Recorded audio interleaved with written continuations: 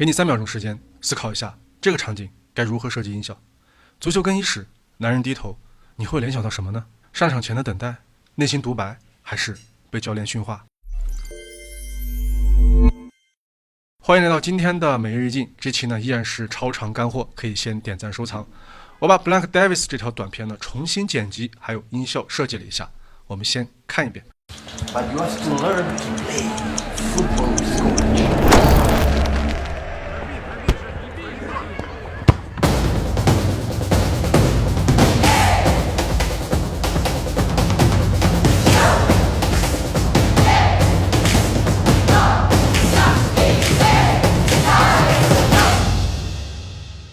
首先呢，我给大家说说我为什么重新剪辑呢？我有我的理由，你们可以听听对不对？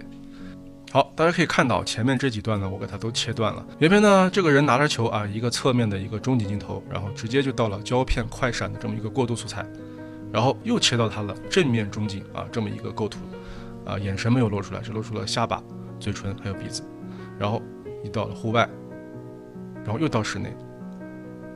又到户外啊，他可能是用的这种室内室外这种交叉剪辑的这种方式，但是呢，我把它重新组合了一下，因为从前面第一个镜头到这个胶片快闪的这个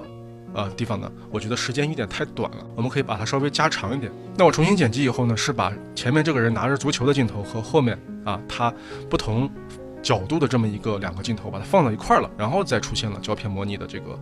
转场素材为什么呢？因为我觉得视频的开头如果说前面这个镜头太短了的话直接进入胶片转场的话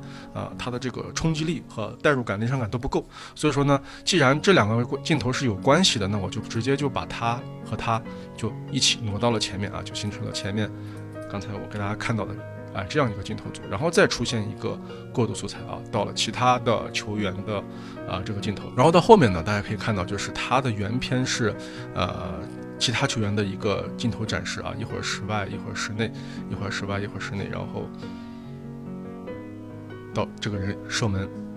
我想把这个射门的这个人的动作作为一个音乐开始的一个点，所以说呢，我把前面的这些一系列的胶片快闪的这个先删掉了，然后把室外准备的这些人的镜头呢放到了后面。所以说呢，大家可以看到从前面2个镜头过来以后，到这个胶片快闪以后，直接就进入到了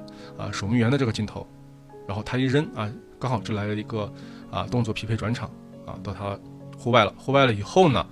这样一个球员射门射门了以后，紧接着开始他后面的短片。那经过这么一个调整呢，前面的这一连串素材呢就会变得相对有逻辑一些。OK， 那然后就是我们的音效搭配技巧。那刚才视频的前面我也提到了，当这个画面里面出现了一个这种低头的男人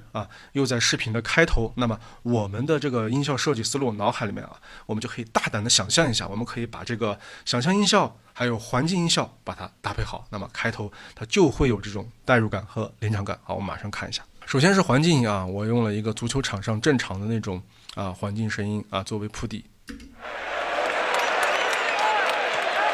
然后呢，我之前的每日一镜也给大家讲过，就是这种光搭配环境底音呢，可能稍微有一些干它这种代入感不够。那么我们再加一个这种上升音效，把2个这样重叠到一块的话，大家听一下。那种临场感就有了。那么既然是这个男人在低头，他在等待什么？所以这个地方呢，我先是插入了一个秒表的声音，然后秒表的声音我还用关键帧把音量是这样不断的再去放大不断放大的秒表声音呢，可以衬托这种整个短片开头的这种紧张感。然后呢，既然是我前面视频也提到了，他是在听教练训话吗？但是视频的镜头里面并没有体现出教练的，是我想象的一个教练训话的一个声音。所以说我又去找了一个就是曼城主教练瓜迪奥拉在中场更衣室给曼城队员训话的这么一段素材，我把它其中的一段录音截取下来了，它是真实的这个瓜帅的一个训话的声音刚好里面也提到了football 这样的字样就比较贴切视频的主题，大家可以听一下这段声音。But you have to learn to play football with courage. 这是瓜帅的延伸。然后我还给他这个原声上面呢加了一个就是中等房间的这么一个声音效果啊，让它这个声音呢就是更加有这种临场感。这样的话，整个前面的这一段的环境音和这个想象音效就搭配好了。我们再整体给大家听一下。But you have to learn to play football with scoring. 哎，好，到这个地方，作者用了一连串的这种胶片灼烧的这种快闪啊。这种快闪的话，我给大家一个技巧，就是因为我的音效库也有很多像这种胶片呀、故障音效，那我们可以去试着用不同的方式去组合。你要单独配一个胶片卷的话，你看它的这个声音呢就有点轻，有点单调。那我们再配一个老电视的声音，就非常好的能够衬托这一块啊胶片的这种转场。所以说我们有些音效的搭配技巧啊，也可以通过我的每日一镜学到很多这种不相干的这种音效，把它组合到一块，可以去衬托某一个效果出来。好，到后面这个地方呢，其实就更多的是一些拟声音效，像射门的，像手面接球的，啊，这两个都是拟声音效，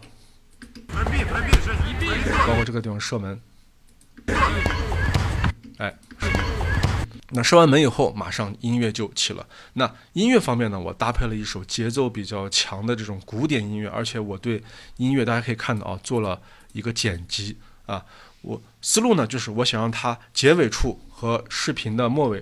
和它对齐，你看刚好结束。然后呢，但是呢，开头部分呢，我又想把它保留，因为这个音乐有点长啊，这个视频只有几十秒啊，音乐几分钟，所以说呢，我们的一个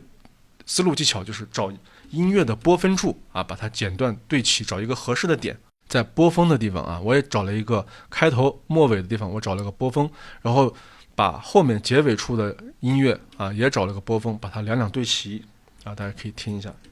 这个音乐，哎，刚好这个地方呐喊了一声，然后又是波峰处啊，这样就重合了，而且还迎合了视频的这个有一帧快闪，看到没？就非常好的就过渡过去了，你也听不出来我音乐做了手脚。